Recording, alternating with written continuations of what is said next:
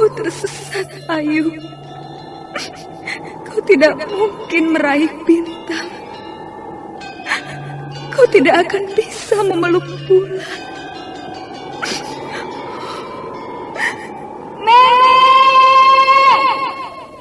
Nenek Raga Runting!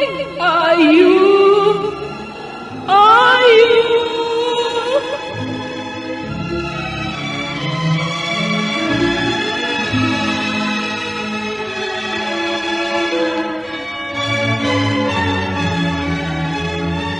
Sanggar Cerita dan Sanggar Prativi mempersembahkan Mahkota Mayangkara.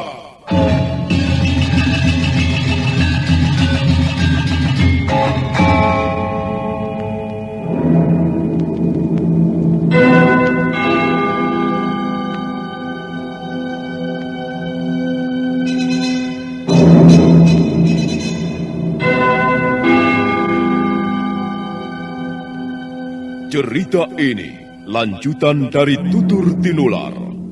Kisah berlangsung pada zaman pemerintahan Prabu Jayanegara atau Kala Gemet, Raja Majapahit yang kedua.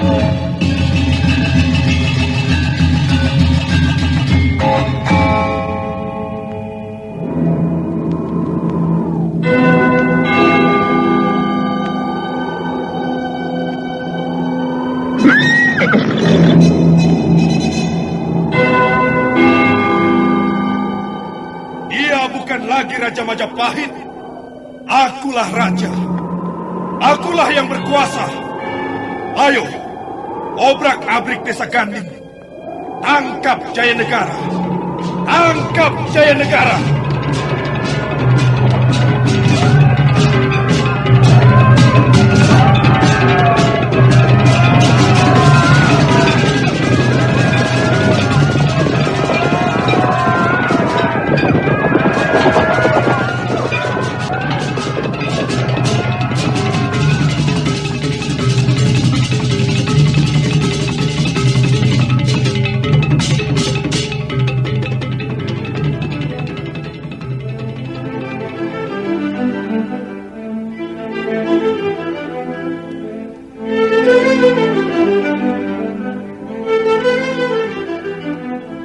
Naskah ditulis dan diolah oleh S. Tijab, hiasan musik dan sutradara C. Ispriyonoka.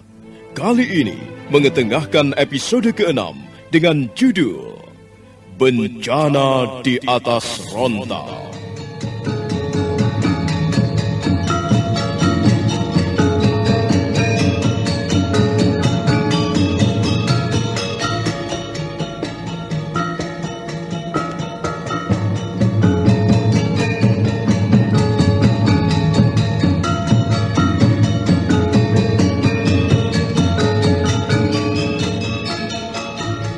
Dalam seri ke-167 ini didukung oleh para pemain Mas Sono sebagai Dang Acarya Siwanata, Siswanto sebagai Rakai Pinggala, Refli sebagai Rakai Kembar, Idris Apandi sebagai Ramapati, Eli Burhan sebagai Nyai Ramapati, Narto Bantul sebagai Rawedeng, Heri sebagai Rayuyu, dan Asdi Suhastra, pembawa cerita.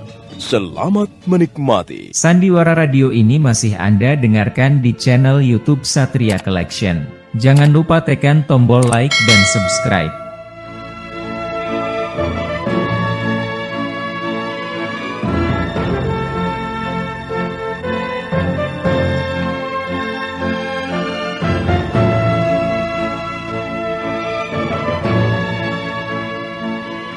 Setelah membasuh kaki Rakuti sebagai tanda penyesalannya, Dang Acarya Siwanata menyuruh Kembar dan Warak menyalakan api unggun. Ranting-ranting kering ditumpuk di atas lapangan rumput. Para siswa mengelilinginya.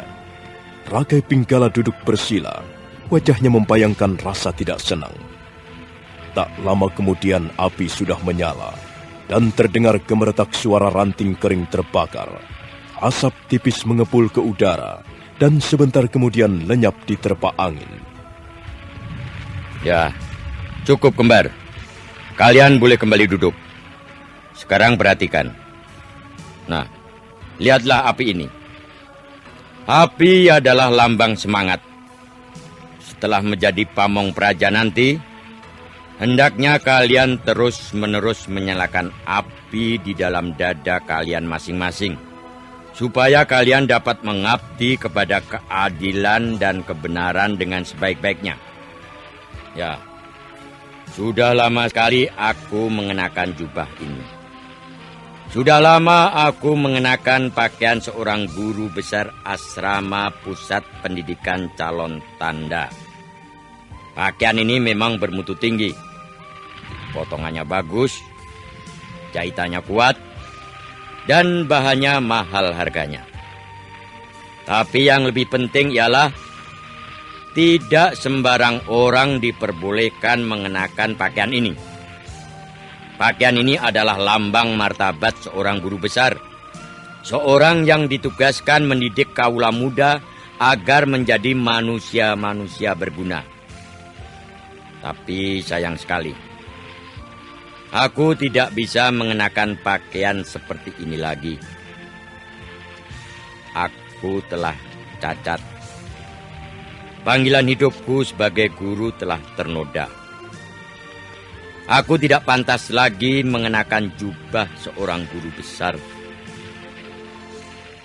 Hari ini, aku akan membuat peristiwa ini menjadi sangat penting, khususnya dalam sejarah kehidupanku sebagai guru.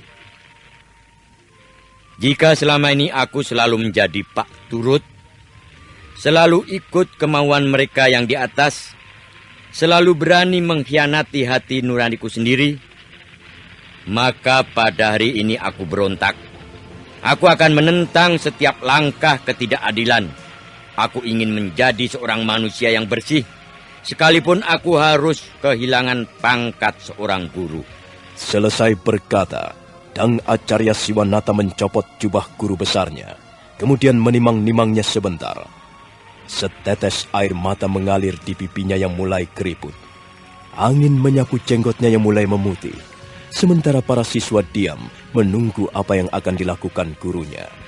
Biarlah aku dikatakan tidak setia. Biarlah aku dikatakan berkhianat. Biarlah aku dikatakan sebagai orang bodoh. Tapi aku harus jujur kepada hati nuraniku sendiri.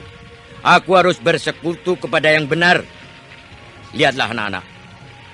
Lihatlah pakaian ini. Lihatlah dan camkanlah.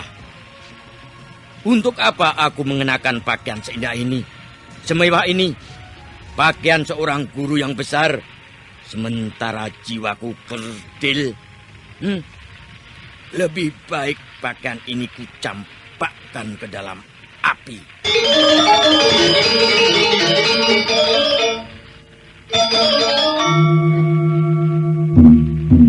Dang Acarya Siwanata mencampakkan pakaian guru besarnya ke dalam api unggun.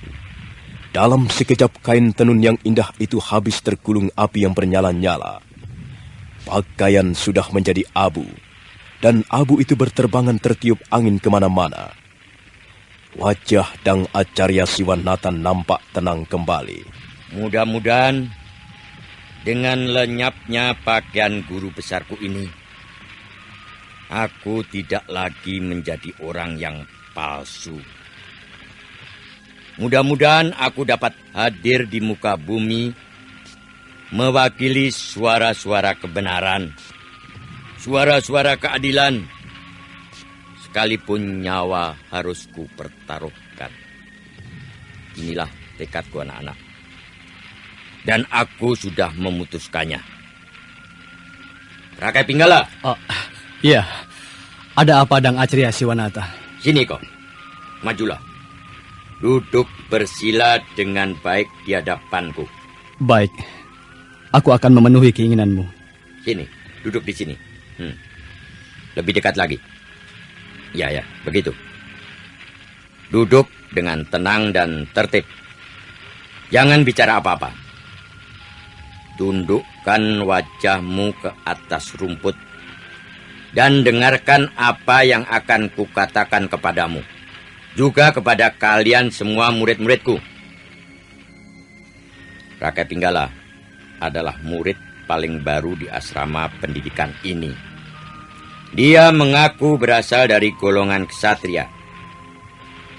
Tapi kita semua tahu watak dan perbuatannya sama sekali tidak mencerminkan golongan ksatria. Orangnya sombong, dengki, penuh nafsu, dan brutal. Dengar Rakai Pinggala. Sekalipun kau mengaku keturunan Raja Dewa, tapi kalau kelakuanmu seperti itu, derajatmu sama saja dengan binatang. Lihatlah kandang Wijung itu. Binatang apa yang ada di dalamnya? Wijung, babi hutan. Kau pantas menjadi sahabatnya. Kau pantas hidup bersama babi hutan selama-lamanya. Rimba belantara adalah rumahmu. Air comberan adalah minumanmu. Dan barang-barang yang busuk adalah makananmu. Aku menyesal sekali mengapa kau bisa masuk ke asrama pendidikan ini. Hanya akan membuat kotor sejarah hidupku sebagai guru. Kembar. Iya, Bapak Dak Acarya Siwanata.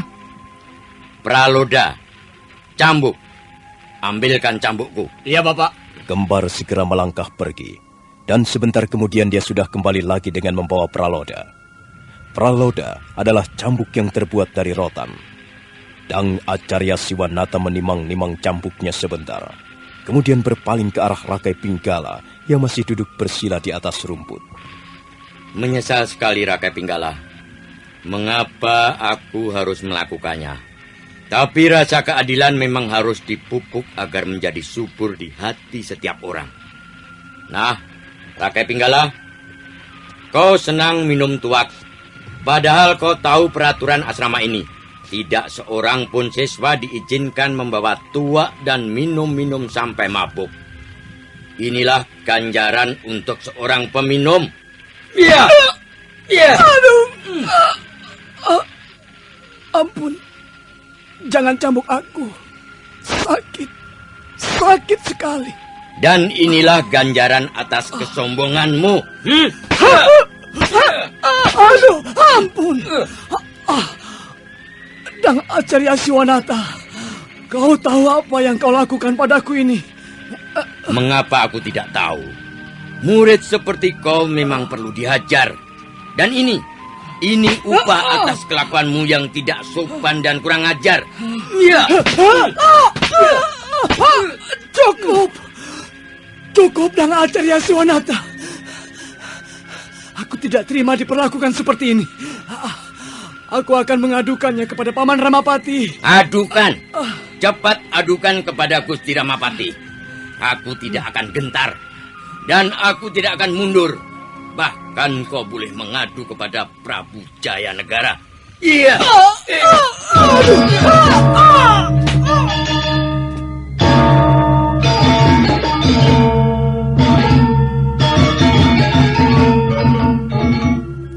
Setelah 30 kali cambukan, nampak tubuh Rakai Pinggala menjadi lemah. Kemudian tubuh itu tergulir ke atas rumput. Dia pingsan. Dang Acarya Siwanata membuang cambuknya dan melangkah setapak mendekati tubuh Rakai Pinggala yang sudah tidak berdaya. Lihat anak-anak. Aku sudah menebus kesalahanku. Rakuti kubebaskan. Kucuci kakinya sampai bersih. Pakaian guru besarku sudah terbakar. Dan sekarang Rakai Pinggala sudah mendapatkan hukumannya. Selanjutnya, anak sinting ini harus dimasukkan ke kandang Wijung. Jangan dia diberi makan atau minum. Jangan ditengok. Jangan diajak bicara. Jangan dilihat. Dan yang lebih penting, jangan diteladani perbuatannya. Nah, Kembar, Warak, dan kau, Rasemi. Seret tubuh Rakai Pinggala. Masukkan ke kandang Wijung. Baik, Bapak. Sandiwara Radio ini masih Anda dengarkan di channel YouTube Satria Collection. Jangan lupa tekan tombol like dan subscribe.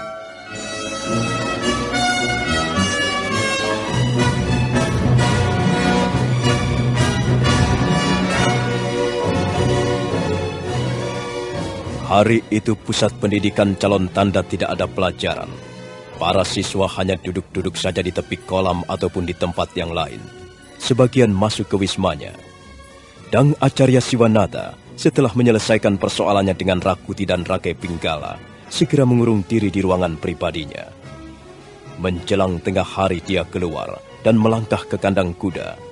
Dia menuntun seekor kuda jantan yang gagah. Kemudian naik ke atas punggungnya setelah tiba di depan pintu gapura asrama. Prajurit, kalau ada yang menanyakan aku, katakan bahwa aku sedang menghadap Gusti Ramapati di Majapahit. Maaf Bapak Dang Acarya Siwanata. Apakah Bapak akan segera kembali? Aku tidak tahu pasti. Mungkin kembali, mungkin juga tidak.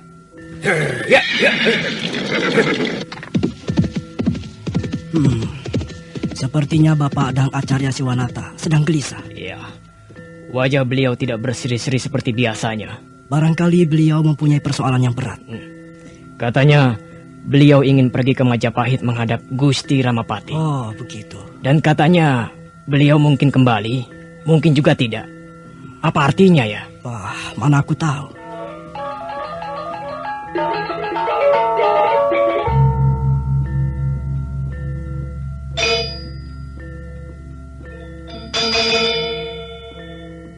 Setelah tiba di kota Raja Majapahit, Dang Acarya Siwanata langsung menuju ke rumah kediaman Sang Ramapati. Sang Ramapati menerimanya di ruangan pendopo dengan ditemani istrinya. Dang Acarya Siwanata menghaturkan sembah sebelum berkata, Ampun Gusti. Ampun kalau sekiranya kehadiran hamba mengganggu Gusti Ramapati. Hamba memang sengaja menghadap tanpa dipanggil Gusti. Ada keperluan apa Dang Acarya Siwanata? Ampun Gusti. Hamba sudah cukup lama menjadi guru di asrama pusat pendidikan calon tanda. Hamba sekarang ini sudah merasa semakin tua. Karena itu hamba ingin mengajukan permohonan berhenti Gusti. Berhenti bagaimana? Apa kau sudah bosan menjadi guru? Kasihan murid-muridmu. Tunggu dulu Nyai. Jadi kau bermaksud mengundurkan diri? Benar Gusti. Kalau sekiranya Gusti Ramapati mengizinkan, hamba ingin mengundurkan diri. Hamba merasa sudah tidak pantas lagi menjadi guru Gusti. Kau pasti mempunyai alasan-alasan yang kuat sehingga mengajukan permohonan mundur. Barangkali soal gaji. Mungkin gajinya sudah tidak memadai lagi Kakang Ramapati. Apa benar demikian? Coba berikan penjelasan. Dang Acarya Siwanata kemudian membeberkan pengalaman-pengalamannya selama menjadi guru di asrama pusat pendidikan calon tanda. Terutama sekali pengalamannya menangani Rakai Pinggala. Dia benar-benar merasa tertekan. Dia tidak puas. Dia ingin berbuat sesuatu yang baik untuk murid-muridnya, tapi keinginannya selalu terbentur pada kekuasaan yang lebih tinggi. Sang Ramapati mengerutkan keningnya. Begitu Dang Acarya Siwanata selesai berkata-kata. Dang Acarya Siwanata, aku heran.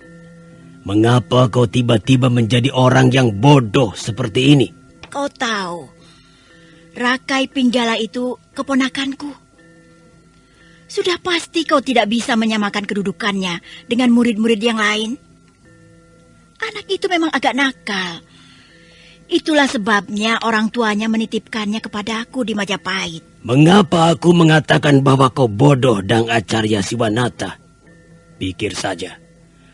Kau sudah bekerja dengan mapan sebagai guru. Gajimu besar. Dan kau berhak mengenakan jubah seorang guru besar. Kau dihormati, dipandang orang. Masih kurang apa? Mengapa kau harus mencari-cari perkara? Ampun Gusti. Hamba memang merasa tidak kekurangan sesuatu apapun juga selama menjadi guru Gusti. Tapi hamba seringkali mengkhianati hati nurani hamba. Hamba sudah tidak tahan lagi. Apalagi sekarang ini hamba harus menangani Rakai Pinggala yang seringkali membuat onar. Kehadiran Rakai Pinggala benar-benar telah merusak suasana pendidikan yang selama ini hamba jaga dengan sepenuh hati. Pati, Gusti. Begitu. Jadi kau ingin berbuat sesuai dengan hati nuranimu. Kau ingin menegakkan kebenaran dan keadilan sesuai dengan hati nuranimu, begitu? Itu boleh-boleh saja, Dang Acarya Siwanata. Tapi akibatnya harus kau tanggung sendiri. Kau hanya seorang guru. Akulah yang menempatkanmu di asrama pendidikan itu. Akulah yang menghitam putihkan nasibmu. Sudahlah, Dang Acarya Siwanata. Jangan mempunyai keinginan yang muluk-muluk. Apa kau ingin menjadi pahlawan kesiangan? Itu tidak akan ada manfaatnya. Lebih baik kau bekerja seperti biasa dan menjalankan segala perintah maupun petunjuk Gustimu Ramapati. Itu akan berguna untuk hidupmu maupun hidup keluargamu. Baiklah, baik. Aku juga tidak bisa memaksamu. Kalau memang kau sudah mempunyai niat mengundurkan diri, terserah, itu hakmu. Tapi kalau kau masih mau bekerja menjadi guru, kau harus mengikuti apa yang telah kugariskan. Kau harus menghormati aku sebagai atasanmu, sebagai orang yang berhak mengatur langkah-langkahmu. Baiklah, permohonanmu kukabulkan, Dang Acarya Siwanata. Kau boleh mengundurkan diri. Barangkali kau benar-benar sudah merasa cukup tua sehingga kau ingin hidup dengan tenang. Baiklah, aku menghargai keinginanmu. Tapi memang benar, Kakang Ramapati. Nampaknya sekarang Dang Acarya Siwanata sudah mulai tua. Lihat saja, sebagian rambutnya sudah memutih. Ampun, Gusti Ramapati. Kalau memang Gusti mengizinkan permohonan hamba mengucapkan banyak-banyak terima kasih. Sekarang perkenankanlah hamba mohon diri, Gusti.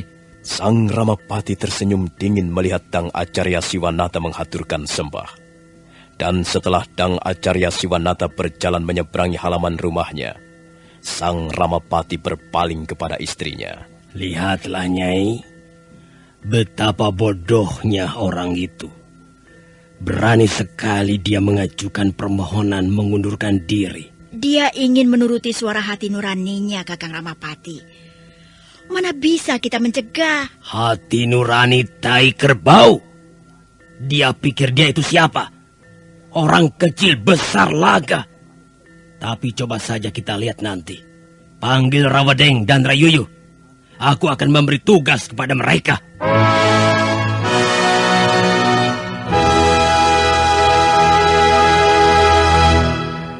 Rawadeng dan kau Rayuyu. Iya, Gusti. Belum lama Dang Acarya Siwanata datang kemari. Dia minta mengundurkan diri sebagai guru di asrama pusat pendidikan calon tanda. Aku tidak senang sikap orang tua itu. Sok suci, sok berwibawa. Karena itu Rawadeng, kau kutugaskan mengikutinya. Awasi dia dari kejauhan. Dan selanjutnya, carilah kesempatan yang baik untuk menyingkirkannya. Baik, Gusti. Hamba siap menjalankan perintah. Dan kau Rayuyu, kau kutugaskan menemui Brahmana Ratu Kuning. Suruh dia menghadap sekarang juga. Baik, Gusti Ramapati.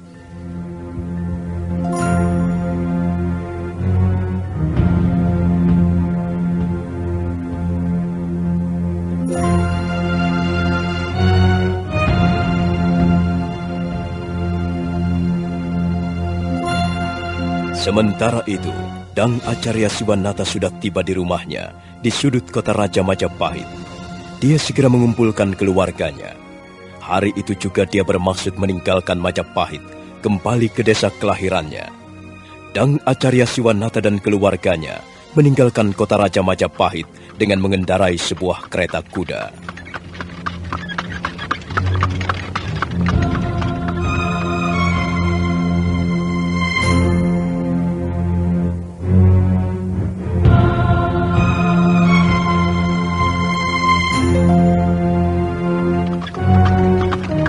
Roda-roda kereta menapak di jalan raya kota Raja Majapahit. Dang Acarya Siwanata duduk di bagian depan sambil menggenggam tali kekang kuda, sementara anak-anak dan istrinya duduk di belakang.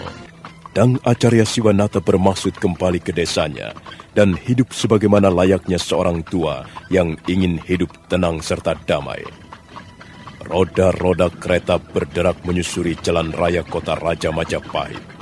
Dan tak lama kemudian kereta sudah meninggalkan tapal batas kota. Kereta terus meluncur menyusuri jalan panjang yang menghubungkan satu kota dengan kota yang lain di daerah Jawa bagian timur. Semenjak saat itu, tak seorang pun tahu nasib apa yang menimpa Dang Acarya Siwanata berikut keluarganya. Tiba-tiba saja mereka lenyap tanpa bekas. Begitulah akhir kehidupan seorang guru, seorang manusia yang ingin bicara atas nama hati nurani. Sandiwara radio ini masih Anda dengarkan di channel YouTube Satria Collection. Jangan lupa tekan tombol like dan subscribe.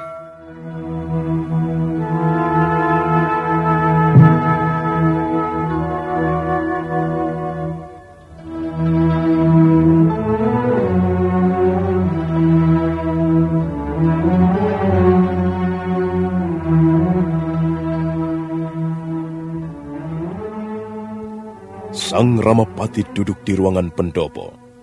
Brahmana Ratu Kuning duduk bersila dengan penuh rasa hormat. Tak jauh dari mereka, dekat tiang pendopo, Rawedeng dan Rayuyu duduk menunggu, siap menjalankan perintah. Bagaimana tugasmu, Rawedeng? Beres, Gusti. Hamba sudah mengerjakan tugas dengan baik. Dang Acarya Siwanata. Cukup. Tidak usah kau teruskan. Yang penting kau mengerjakan tugas dengan baik. Brahmana Ratu Kuning. Ya, Gusti. Ada sesuatu hal yang sangat penting yang ingin kubicarakan denganmu. Hal ini menyangkut masa depanmu sebagai penggawa kerajaan. Dan menyangkut masalah yang dihadapi asrama pusat pendidikan calon tanda. Iya, Gusti.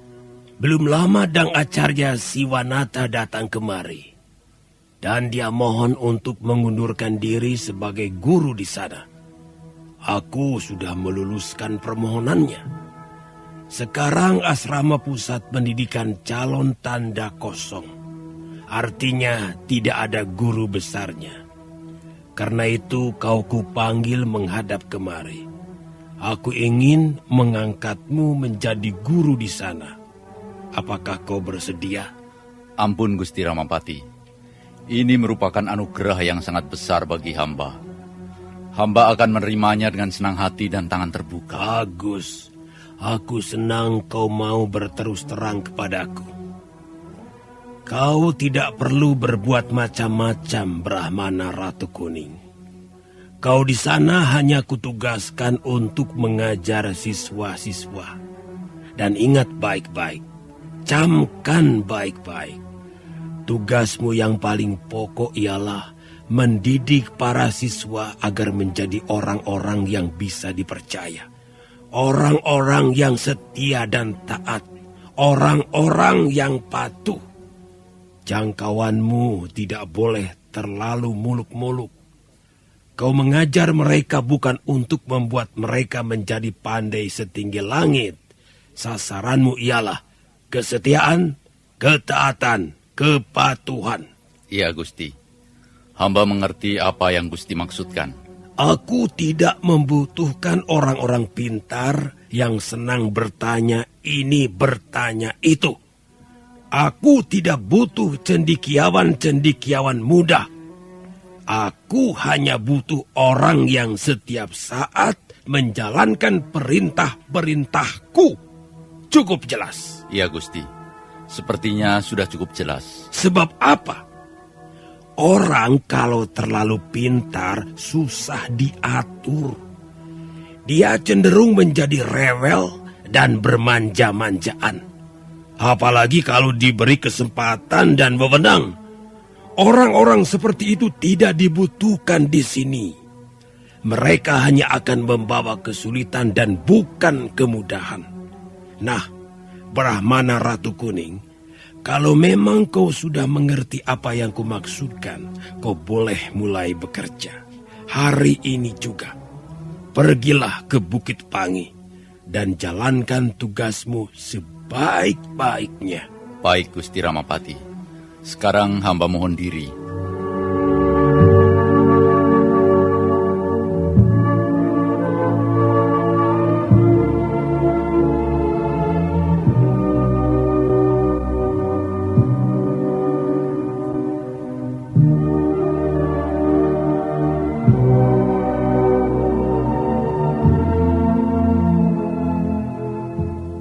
Maka demikianlah, mulai hari itu, Brahmana Ratu Kuning menjadi guru di asrama pusat pendidikan calon tanda. Dia datang membawa setumpuk kebijaksanaan baru. Rakai Pinggala langsung dikeluarkan dari kandang Wijung, dan dia segera menutup perkara itu untuk selama-lamanya. Nampaknya Brahmana Ratu Kuning benar-benar mengikuti garis-garis yang telah diberikan Sang Ramapati. Sikap dan langkah-langkah yang ditempuh sama sekali jauh berbeda dengan Dang Acarya Siwanata. Tindakannya tegas, tapi pilih kasih. Rakai Pinggala menjadi murid kesayangannya. Banyak di antara siswa-siswa lain yang berbakat mengeluh dalam hati menghadapi guru mereka yang baru. Banyak di antara mereka yang tidak puas, tapi tidak berani berkata apa-apa. Lain dulu, lain sekarang, Rakuti. Jika dibandingkan dengan Dang Acarya Siwanata, maka guru kita yang baru seperti bumi dan langit. Kadangkala aku tidak bisa mengerti apa kemauannya. Aku seperti menjadi semakin bodoh, Rasmi. Ya, kita menjadi semakin bodoh. Wawasan kita menjadi sempit, dan daya penalaran kita menurun. Brahmana Ratu Kuning tidak mau bersikap terbuka. Kita harus terus menurut tanpa tahu untuk apa kita menurut. Kita harus selalu mengangguk. Iya. Lama-lama kita menjadi burung pelatuk. Aku pikir kita harus mengambil kebijaksanaan sendiri, Rakuti. Kita tidak perlu menuruti apa yang dianjurkan Brahmana Ratu Kuning. Dia hanya memberi pelajaran segi-segi luarnya saja, tanpa menyentuh kedalaman isi. Kalau kita terus-menerus mengikuti setiap perkataannya, kita bisa menjadi manusia konyol. Kita tidak akan berkembang, dan kita akan dilahirkan kembali sebagai budak-budak, sebagai pesuruh, sebagai orang-orang yang senang membebek. Ini sama sekali tidak menguntungkan, Rakuti. Kita tidak akan bisa menjadi besar dengan bekal membebek. Kau benar, Rasmi. Kita harus memberontak. Kita harus berontak. Jangan mau mengikuti kata-katanya. Tapi ingat, Rakuti, bagaimanapun juga, dia orang pilihan Gusti Ramapati. Kita boleh berontak, tapi berontak di dalam hati. Kita ambil saja yang baik, sementara yang buruk kita campakkan. Siapa itu? Aku.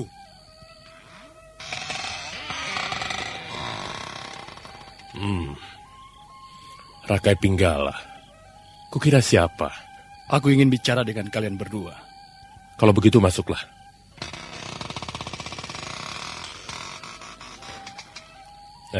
Silakan duduk. Apa yang ingin kau bicarakan dengan kami, Rakai Pinggala? Aku mendapat surat dari Paman Ramapati. Beliau mengirimkan pesan agar kalian berdua mendampingi aku di asrama pendidikan ini. Mendampingimu? Aku masih belum jelas. Paman Ramapati sengaja menempatkan aku di asrama pendidikan ini, Rakuti. Aku disuruh mengawasi tingkah laku seluruh siswa yang ada di sini.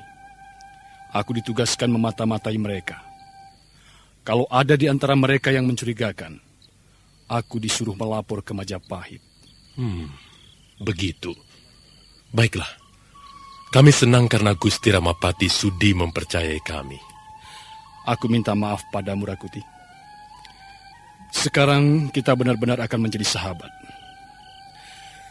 Kita tidak akan bermusuhan lagi, bukan? Lupakan soal itu, Rakai Pinggala. Aku senang menjadi sahabatmu. Sekarang persoalan kita benar-benar sudah selesai, bukan? Ini menyenangkan sekali. Kita sudah berdamai. Tidak akan ada keributan lagi. Aku membawa sekendi tuak yang enak rasanya. Maukah kalian menemani aku minum malam ini? Ayolah.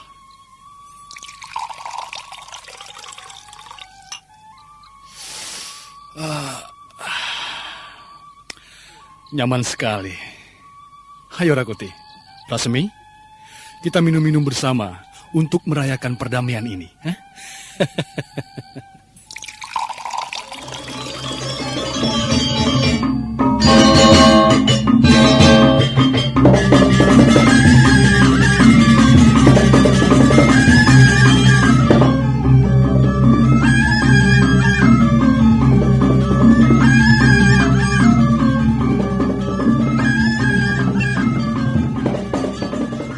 Sejak malam itu, Rasmi dan Rakuti bersahabat dengan Rakai Pinggala, keponakan istri Sang Ramapati.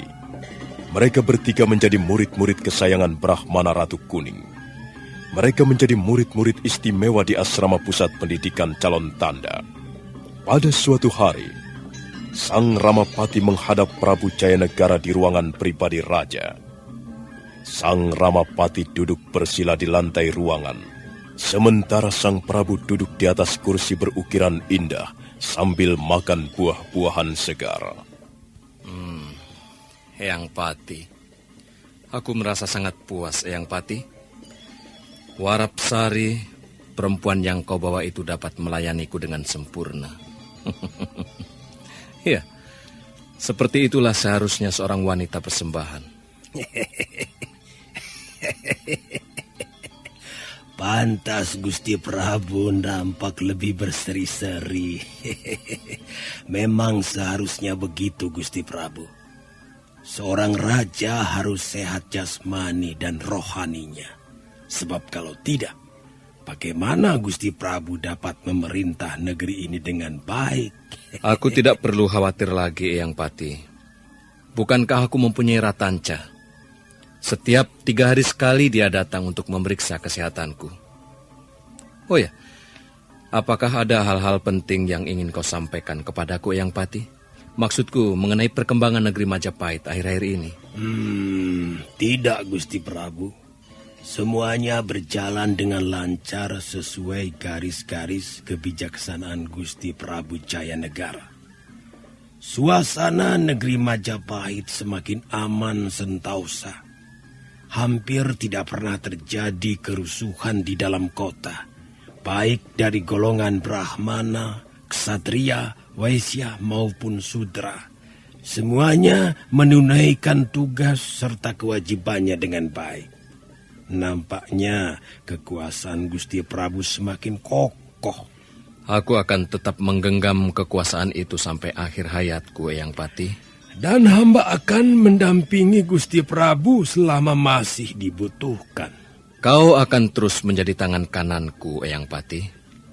Aku tidak bisa berbuat banyak tanpa kehadiranmu. Terima kasih atas kepercayaan Gusti Prabu yang besar terhadap hamba, orang tua ini.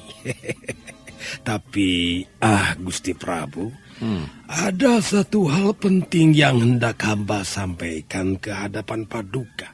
Apa itu, Eyang Pati?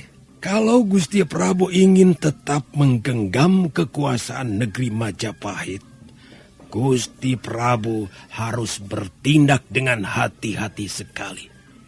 Jangan sampai Gusti Prabu mempunyai saingan-saingan berat.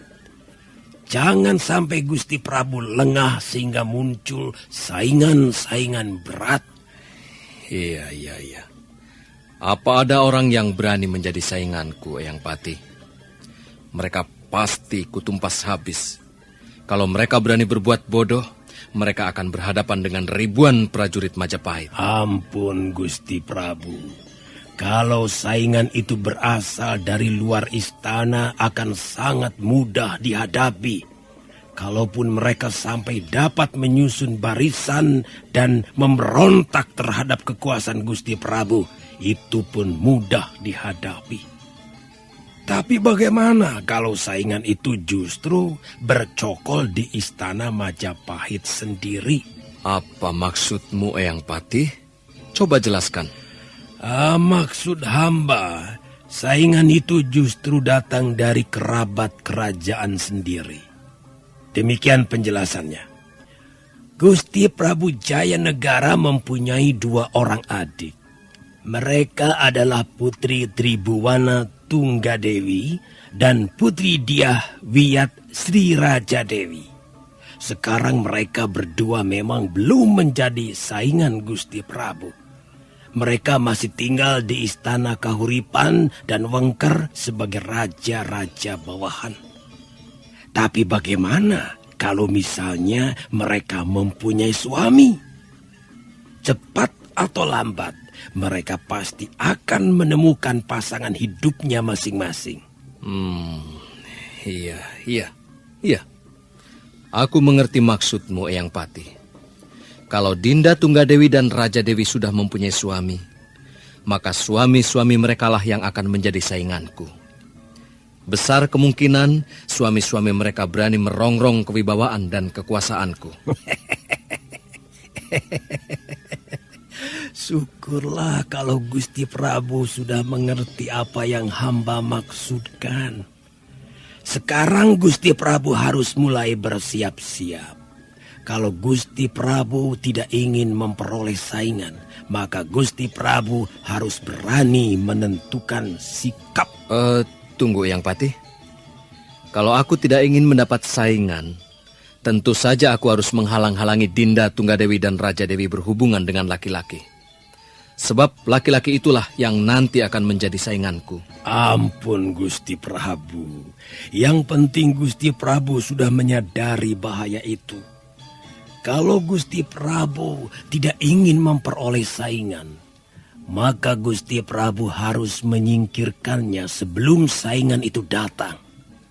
Dan kalau Putri Tunggadewi dan Raja Dewi masih tinggal di istana Wengker dan Kahuripan, bagaimana Gusti Prabu dapat mengawasi mereka? Setiap saat mereka dapat berhubungan dengan siapa saja. Menurut pendapat hamba, sebaiknya Gusti Prabu memanggil Putri Tunggadewi dan Raja Dewi ke Majapahit. Itulah cara yang terbaik untuk mengawasi mereka. Ya, baiklah Eyang Pati. Tapi aku akan membicarakan hal ini dengan Ibunda Ratu lebih dulu. Aku ingin minta pertimbangan beliau. Terima kasih Eyang Pati. Terima kasih atas nasihat-nasihat dan wawasanmu. Sandiwara Radio ini masih Anda dengarkan di channel YouTube Satria Collection. Jangan lupa tekan tombol like dan subscribe.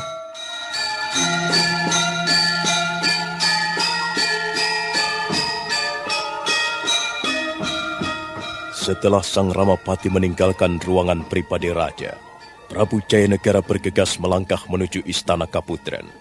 Sebentar kemudian dia sudah menghadap Ibunda Ratu, Putri Tribuana. Putri Tribuana adalah istri paling tua Sang Prabu Kertarajasa Jayawardana yang sudah wafat beberapa tahun yang silam. Prabu Jayanegara segera mengemukakan maksudnya memanggil 2 orang adiknya, Tribuana Tunggadewi dan Dyah Wiyat Sri Raja Dewi. Ingat Jayanegara, bukan kau yang menempatkan 2 orang adikmu di Kahuripan dan Wengker. Mereka menjadi batara di Kahuripan dan Wengker karena ditunjuk oleh almarhum Ramandamu, Sang Prabu Kertarajasa Jayawardana. Kau tidak bisa mengutik-utik masalah ini. Maaf Ibunda Ratu. Karena Tribuana Tunggadewi dan Dyah Wiyat Sri Raja Dewi adalah adik hamba, maka hamba merasa ikut bertanggung jawab atas mereka. Itulah sebabnya mereka hamba panggil kembali ke Majapahit. Maksud hamba, supaya mereka dapat diawasi, Ibunda. Mereka sudah semakin dewasa sekarang ini. Kau tidak perlu mengkhawatirkan 2 orang adikmu itu, Jayanegara. Mereka dapat menjaga diri dengan baik. Tribuana Tunggadewi tidak tinggal sendirian di istana Kahuripan. Demikian pula Raja Dewi tidak tinggal sendirian di istana Wengker. Mereka dikelilingi oleh pembantu-pembantu yang setia. Punggawa-punggawa kerajaan yang sudah bisa dipercaya. Ampun Ibunda Ratu. Bagaimanapun juga hamba masih merasakan khawatir. Hamba tidak ingin 2 orang adik hamba tinggal di tempat yang jauh. Hamba lebih merasa aman jika Dinda Tunggadewi dan Raja Dewi tinggal di istana Majapahit bersama kami. Kau pasti mempunyai alasan-alasan yang tersembunyi, Jaya Negara. Mengapa tiba-tiba kau sekarang mengkhawatirkan keadaan dua orang adikmu? Ampun, Ibunda Ratu. Hamba tidak bermaksud apa-apa. Hamba hanya ingin keselamatan dua orang adik hamba. Hamba ingin menjadi seorang saudara tua yang baik, Ibunda. Itulah sebabnya hamba merasa perlu memanggil mereka. Jangan berdusta di depan ibumu, Jaya Negara. Katakan yang sebenarnya. Hamba sudah mengatakan yang sebenarnya. Belum. Kau belum mengatakan yang sebenarnya. Kau pasti mempunyai maksud-maksud yang tersembunyi. Terserah Ibunda Ratu mau percaya ataukah tidak. Hamba sudah mengatakannya. Maaf, Ibunda Ratu. Sekarang hamba mohon diri.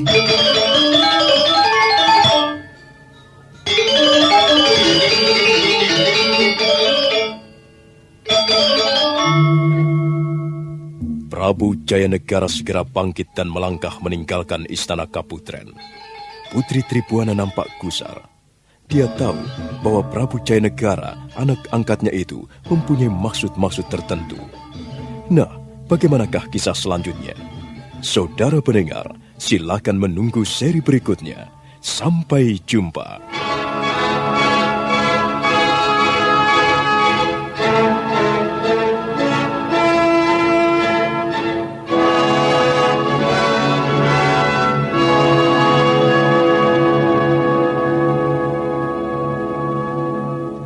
Sandiwara Radio ini masih Anda dengarkan di channel YouTube Satria Collection.